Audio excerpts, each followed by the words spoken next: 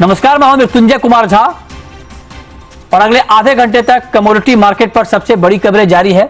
हम आपको बताएंगे कि आज हफ्ते के आखिरी कारोबारी दिन बाजार का मूड माहौल कैसा है, कहां पर आपके लिए कमाई के मौके बढ़ सकते हैं।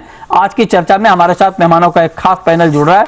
हमारे साथ इस वक्त जुड़ चुके हैं Prithviraj Kothari, president India bullion and jewellers association के। हमारे साथ है Rajesh Rokade, vice chairman gems and jewellery council के। प्रीतम पटनायक साहब हैं एक्सिस सिक्योरिटीज के और नवनीत दवानी है मोतीलाल ओसवाल के। आप सभी का बहुत बहुत स्वागत है। और आज हम सबसे पहले बात करने वाले हैं गोल्ड की। याद कीजिए पिछले हफ्ते को याद कीजिए, जब गोल्ड एक वक्त में ऐसा लग रहा था कि इसी में 60,000 के लेवल को छू लेगा। 59,000 के बेहद करीब पहुंच चुका था गोल्ड, 58,800 के ऊपर चला गया था। ग्लोबल मार्केट में $1970 के ऊपर चला गया था 2 फरवरी को गोल्ड का भाव। बड़ी तेजी हमने गोल्ड में देखी थी, लेकिन अचानक वहां से कहानी पलटी है और अब देखिए मार्केट उस लेवल से $110 तक गिर चुका है ग्लोबल मार्केट में, और इंडियन मार्केट में करीब करीब 2300 रुपए की गिरावट गोल्ड की कीमतों में आ चुकी है। तो सवाल यह है कि आखिर अचानक इतनी तेजी से क्या बदला जिससे गोल्ड के दाम गिर गए। तो कुछ तो वजह बिल्कुल साफ है। एक तो अमेरिका में जो रोजगार के आंकड़े आए बहुत बेहतर आए, और उसका इंपैक्ट ये हुआ कि डॉलर का इंडेक्स मजबूत हो गया, जिससे गोल्ड पर नेगेटिव दबाव बना, क्योंकि मार्केट को ये लगने लगा कि आगे अमेरिका में ब्याज दरें और बढ़ सकती हैं, क्योंकि ब्याज दरें बढ़ने का इकोनॉमी पे कोई बड़ा डेंट पड़ा नहीं है। लिहाजा फेड का एग्रेसिव अप्रोच आगे कंटिन्यू रहेगा। ये मार्केट मानकर चल रहा है।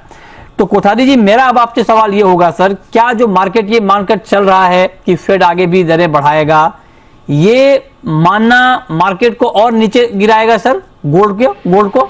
देखिए, इनका अगर आपने स्पीच सुना हो तो उन्होंने कहा कि इन्फ्लेशन को मैं 2% पे लेके आऊंगा, मतलब 2% तक उनका टारगेट है। इट मीन्स कि अभी भी इंटरेस्ट रेट 1% तक बढ़ सकता है। ठीक, क्योंकि उन्होंने क्लियर कहा था कि मैं 2% तक इन्फ्लेशन को मैं उनको, हमारा टारगेट है कि इससे कम टू 2% उनको लाना है। तो मेरे हिसाब से अभी भी इंटरेस्ट रेट का जो एक फियर आ गया कि 1% तक और बढ़ सकता है, उस हिसाब से गोल्ड के अंदर आपने देखा होगा कि एक फॉल आ गया है। और सेकंड चीज है, डॉलर इंडेक्स भी आपने देखा 101 से 130 तक चला गया।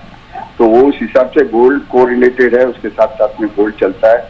नो डाउट अभी गोल्ड ओवरसोल्ड है। इंडिया में फिर से अभी इंपोर्ट चालू हो गया है। इंडिया में फिजिकल डिमांड भी चालू हो गया, हायर ऑफ मैरिज सीजन आगे चालू है। अब इंडिया में अब धीरे धीरे इंपोर्ट होना भी चालू हो गया है। तो फिजिकल कहीं ना कहीं फिजिकल उसको सपोर्ट करते जाएगा, प्राइस को जैसे फॉल होते जाएगा वैसे प्राइस को सपोर्ट करते जाएगा। मेरे हिसाब से थोड़ा अभी और नीचे आप देख सकते हैं कि $1855 फ्यूचर के अंदर, स्पॉट के अंदर $1845 का एक सपोर्ट लेवल है। ओवरसोल्ड एकदम ओवरसोल्ड में है पोजीशन, तो कहीं से भी थोड़ा बहुत रिवर्स बैक भी हो सकता है। अच्छा, ठीक है। रोकड़े जी, आपका क्या व्यू है सर? आपको क्या लगता है, गोल्ड यहां से नीचे या ऊपर? मैं पृथ्वीराज जी के बातों से सहमत हूं। मुझे अभी भी एक बाइंग पोजीशन अच्छी दिख रही है, क्योंकि गोल्ड में ऑलवेज जब भी डीप आता है that is good opportunity to bye.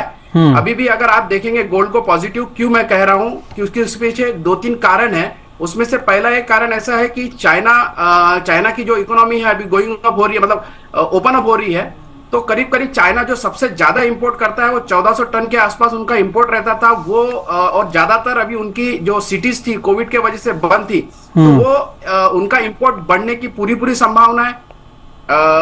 इसके अलावा सेंट्रल बैंक जो वर्ल्ड की बाइंग कर रही थी, उनका भी एक जो लास्ट ईयर का जो इंपोर्ट हुआ था, उन्होंने जो बाइंग किया था वो करीब 895 टन के आसपास का बाइंग किया उन्होंने, वो एक इसमें सपोर्ट कर रहा है। और इंडिया में भी पिछले 1 महीने से आप देख रहे होंगे तो बजट के पहले एक ऐसा पूरा माहौल बना था कि कहीं ना कहीं ड्यूटी कम होने वाली है। इस वजह से इंडिया में भी काफी कम इंपोर्ट हुआ था। और इंडिया में भी जैसे अभी कोठारी जी ने कहा है कि अभी बाइंग पोजीशन फिजिकल गोल्ड की डिमांड बढ़ने वाली है, बढ़ रही है। तो ये भी एक कारण है कि पिछले महीने में जो बाइंग नहीं हुई, तो आने वाले दिनों में बाइंग होने की पूरी संभावना है। तो ये सब चीजें गोल्ड को काफी सपोर्ट करेगी और गोल्ड को फिर से ऊपर लेके जाएगी। मैं यही कहूंगा कि every dip is good time to buy. Okay, तो आप भी कह रहे हैं कि गिरावट पे बाइंग करनी चाहिए, आगे गोल्ड के दाम बढ़ेंगे। पटनायक जी, अगर आपसे पूछूं कि एक वक्त में मार्केट ऐसा लग रहा था कि 60,000 के लेवल को छू लेगा, जिस रफ्तार से मार्केट पिछले हफ्ते बढ़ रहा था, लेकिन अचानक मार्केट ने यूटर्न लिया, दाम गिर गए। तो अगर मैं आपसे पूछूं कि 60,000 का वादा क्या हुआ तेरा वादा, तो आप क्या कहेंगे? कहीं ना कहीं मिस्टर पॉवेल ने आके विलन का काम कर दिया, तोड़ दिया वादा। हाँ तोड़ दिया वादा। नहीं बट मेरे को लगता है थोड़ा उनका जो कमेंट्री था बहुत ही ज्यादा हॉकिश था, मेरे हिसाब से, मेरे एक्सपेक्टेशन से बहुत ही ज्यादा हॉकिश था। अपने को थोड़ा कॉशियस होकर चलना पड़ेगा। मुझे लॉन्ग टर्म स्टोरी में कोई फर्क नहीं दिखता है। मुझे लगता है कि इधर वैल्यू बाइंग अभी है या यहाँ से 1000 रुपए नीचे है, वो अपने को देख के चलना पड़ेगा। बट हाल फिलहाल में यदि आप टेक्निकली भी पूछोगे तो आई थिंक 1820 का लेवल शायद से आ सकता है, क्योंकि थोड़ा बेरिश ट्रेंड आ चुका है। पर उसके ऊपर दो डेटा बहुत इंपॉर्टेंट रहेंगे। सीपीआई डेटा जो आएगा नेक्स्ट वीक, उस पर आई थिंक काफी होगा, और उसके ऊपर कमेंट्री भी होगी, एंड सब्सिक्वेंट जॉब डेटा भी उसके ऊपर इंपैक्ट करेगा। सो फॉर टुडे आप मेरे को पूछेंगे कि डेली के हिसाब से, आज के हिसाब से क्या करना चाहिए, मुझे लगता है 56,850 के आसपास यदि गोल्ड आता है तो एक बार शॉर्ट करके चल सकते हैं। स्टॉप लॉस जरूर लगाएंगे एट 57,000 और टारगेट प्राइस रहेगा 56,600 एंड शार्प करेक्शन आ सकता है बिलो 56,500। ओके ठीक है, तो ये राय आपकी हो गई गोल्ड पर। नवनीत जी, टेक्निकल चार्ट पे अभी आपको गोल्ड का मार्केट कैसा दिख रहा है? विपिन जी, पिछले हफ्ते भी आपने मुझे शो पे पूछा था 60,000 का टारगेट पॉसिबली आ सकता है कि, और मैंने तभी भी काफी शार्प शब्दों में डिक्लाइन किया था कि शार्प अभी इस क्वार्टर में 60,000 थोड़ा सा डिफिकल्ट लग रहा है और पहले करेक्शन वारंटेड हो सकता है। सिमिलर करेक्शन हम प्राइसेस में अभी देख रहे हैं और मुझे लगता है अभी भी खतरा टला नहीं और यहाँ से करीब करीब 1000 पॉइंट की नरमी और देखने मिल सकती है। शॉर्ट टर्म के लिहाज से मार्केट थोड़ा ओवरशूट कर लिया था फंडामेंटल फैक्टर्स, और टेक्निकली भी एक करेक्शन वारंटेड था जो आप प्राइसेस में ऑलरेडी देख रहे हैं। फिलहाल एकदम शॉर्ट टर्म के लिहाज से 56,600 650 के आसपास आप सेल कर सकते हैं। 56,800 का आप स्टॉप लगाइए, 56,350 का स्टॉप टारगेट देखने मिल सकता है। बट एक बार 55,500 के स्तर देखने मिले अगर, तो एक बहुत अच्छा डीप बाइंग अपॉर्चुनिटी का मीडियम टर्म होने के लिए। ठीक है, ओके, तो इस पर आप नजर रखिए। तो गोल्ड में आज के लिए बिकवाली की राय दोनों एक्सपर्ट की आपकी स्क्रीन पर कॉल। 56,600 का एक टारगेट 56,350 का लेवल अलग अलग जरूर है, लेकिन दोनों का मानना है कि गोल्ड यहां से थोड़ा नीचे आएगा। और एक्सिस का मानना है कि तेजी पर आप बिकवाली करें, और 56,660 का करंट मार्केट प्राइस है। और नवनीत जी कह रहे हैं कि आप ताजा भाव के आसपास भी बिकवाली कर सकते हैं 56,650 पे 56,350 के टारगेट के लिए। चलिए आगे बढ़ते हैं और अब बात करते हैं चांदी की। कोठारी जी, चांदी में भी एक बड़ा मोमेंटम लास्ट वीक दिखा था जब इंपोर्ट ड्यूटी बढ़ी, तो उसके बाद देखिए चांदी में क्या तेजी आई। 2 ही दिन में दाम करीब 3,000 रुपए बढ़ गए। उसके बाद एक शार्प फॉल आ गया है चांदी में। चांदी में एक फैक्टर चाइना वाला भी है, क्योंकि इंडस्ट्रियल कमोडिटी है चांदी, वहां से डिमांड बढ़ने की जब बात होती है तो चांदी में भी तेजी आती है। लेकिन अभी के सिचुएशन को देखते हुए चांदी का मार्केट आपको कैसा लग रहा है? देखिए, चांदी में ऐसा है कि आप चांदी को गोल्ड के साथ में यहाँ पे लोग कंपेयर करते हैं, बट फिर ऐसा एक्चुअली होता नहीं है। चांदी इंडस्ट्रियल यूज होती है। आपने देखा होगा जैसे जैसे इंटरेस्ट रेट बढ़ता है, जैसे आपने देखा होगा platinum, palladium, silver, no doubt copper shortage बहुत है, तो इसके लिए कॉपर का प्राइस उसके साथ में कंपेयर नहीं कर। बट आप देखोगे कि इंडस्ट्रियल ग्रोथ है, धीरे धीरे अगर इंटरेस्ट रेट बढ़ता है तो ग्रोथ के ऊपर इफेक्ट आते जाता है, तो इसको इंडस्ट्रियल प्रोडक्ट को भी थोड़ा प्रेशर में रहता है। तो मेरे हिसाब से चांदी 2135 के आसपास अगर आती है 21.35, तो बहुत अच्छी बाइंग लेवल है, और वहां से लोगों को स्टॉक अपने खुद के अगर लेना है तो इन बिल्ड कर सकते हैं 2135 के हिसाब से। और एमसीएक्स में अगर आप सोना देखोगे तो डाउनफॉल में मुझे लगता है कि 55,400 से वहां से बाइंग बहुत अच्छी आ जाएगी, और जिसको भी स्टॉक अगर बिल्डअप करना है तो वहां से वो कर सकते हैं। अच्छा ठीक है, और जैसे आपने कहा कि 7,000 के ऊपर प्राइस चला गया था, आपका जो प्राइस आप जो कोट करते हो उसमें 3% जीएसटी होता है। हाँ ठीक बात है। प्राइस 7,800 तक चला गया था। हाँ ठीक बात है, ये तो सही बात है कि जीएसटी के साथ तो भाव ऊपर चला ही गया। तो एक छोटा सवाल कोठारी जी आपसे मेरा और होगा कि फाइनली अब आपका लॉन्ग टर्म टारगेट गोल्ड के ऊपर और सिल्वर के ऊपर क्या है? देखिए, गोल्ड में लॉन्ग टर्म अगर आप मुझे कहे हुए तो मैं $2,100 देख रहा हूँ। 1911 अगर क्लोज करता है दो दिन या 3 दिन और ज्यादा, तो उसके बाद में गोल्ड की रैली एक नई रफ्तार हो जाएगी, और मुझे $2,100 बहुत जल्दी दिख रहा है। अच्छा। और एमसीएक्स पर सर? एमसीएक्स में हमें अपना रुपये कितना डिप्रिशिएट या एप्रिशिएट होता है उस पर डिपेंड रहता है। एमसीएक्स मेरे हिसाब से 62,000। ओके, 62,000 एमसीएक्स पर दिख रहा है, $2,100 आपको ग्लोबल मार्केट में दिख रहा है। रोकड़े जी, चांदी पर आपका व्यू सर? देखिए, मेरा एक इसमें कहना है कि रिकॉर्ड बनते ही है टूटने के लिए, तो नए रिकॉर्ड आपको फिर से देखने मिलेंगे चांदी और सोने में। जैसे कि कोठारी जी ने अभी कहा $2,100 आपको गोल्ड में दिखेगा, तो निश्चित तौर पे इसका सपोर्ट 100% कहीं ना कहीं सिल्वर को भी मिलता है, क्योंकि मैं दोनों को एक दूसरे के बहन भाई मानता हूं। और आपने देखा होगा पिछला इतिहास ही गोल्ड और सिल्वर का भविष्य बताता है, जबकि इंडस्ट्रियल यूज जो है सिल्वर का वो इसको काफी सपोर्ट करता है। ओके ठीक है, तो अच्छा सर, टारगेट आपने नहीं बताया, टारगेट क्या होगा आपका सिल्वर के ऊपर? सिल्वर के ऊपर मुझे अभी भी लग रहा है कि मतलब अगर फिजिकल मार्केट में देखता हूं तो 75,000 के आसपास मैं अभी भी इसको समझ रहा हूं। 75,000 के आसपास आप कह रहे हैं कि चांदी का भाव जा सकता है, इस पर आप नजर रखिए। अच्छा, आप जरा बताएं कि आज के लिए क्या ट्रेड लें पटनायक जी? 66,570 का लेवल है एमसीएक्स पर चांदी का, आज के लिए ट्रेड क्या है? आज के लिए ट्रेड मुझे वापस लग रहा है कि यहाँ पे 66,600 के लेवल पे शॉर्ट करके चल सकते हैं। स्टॉप लॉस लगाई है 67,000 और टारगेट रहेगा 66,000। अच्छा, ठीक है, ओके। नवनीत जी, आपका व्यू सिल्वर के ऊपर?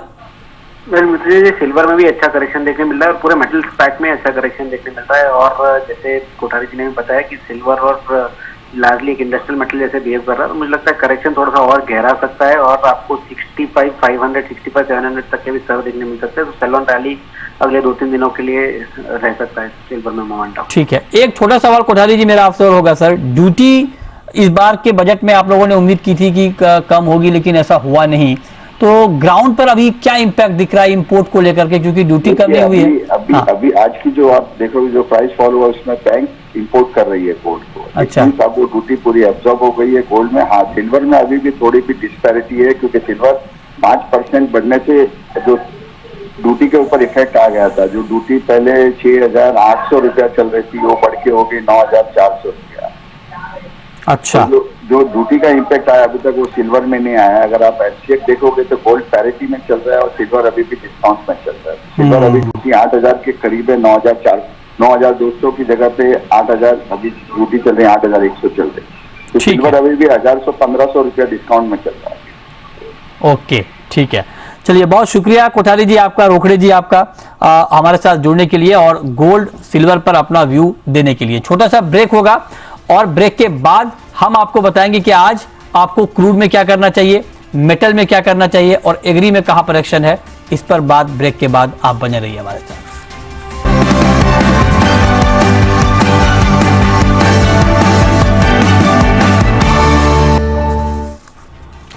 ब्रेक के बाद भी आपका स्वागत है। अब बात करेंगे कच्चे तेल की।